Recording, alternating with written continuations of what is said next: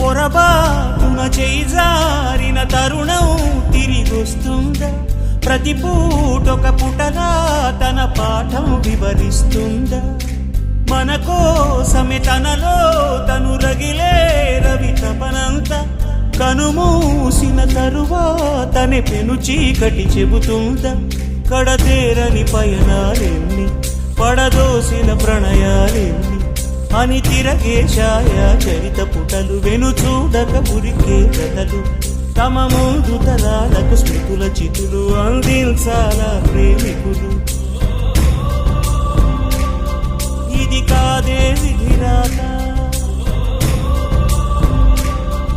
అనుకోదేం ఎదురీత.